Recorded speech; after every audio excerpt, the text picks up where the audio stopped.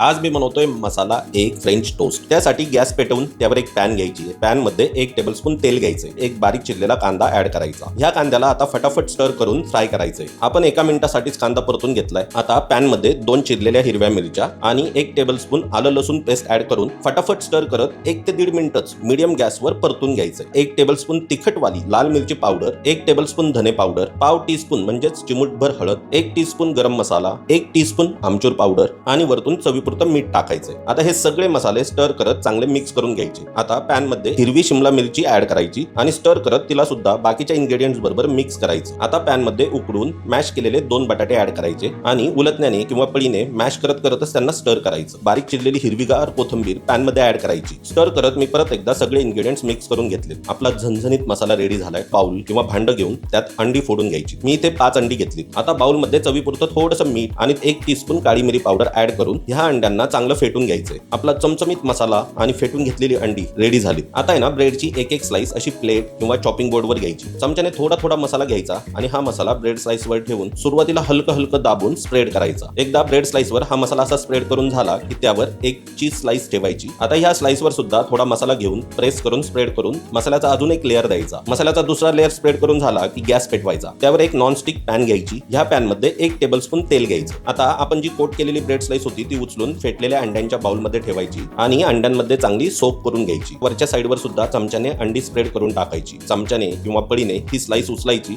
आणि पॅन मध्ये गरम तेलात अलगट ठेवायची। आता ही स्लाइस तेलामध्ये शॅलो फ्राय करायची। एका साईडने पूर्ण फ्राय झाली की स्लाइस पलटायची आणि दुसरी साईड सुद्धा फ्राय करून घ्यायची। एकदा का दोन्ही साईड मस्त फ्राय झाल्या की हा फ्रेंच टोस्ट चॉपिंग बोर्ड किंवा प्लेट मध्ये काढून घ्यायचा। अशाच प्रकारे सगळे फ्रेंच टोस्ट तुम्ही फ्राय करून घ्यायचे। आपला अमेझिंगली डिलिशियस मसाला एक फ्रेंच टोस्ट आता रेडी झालाय।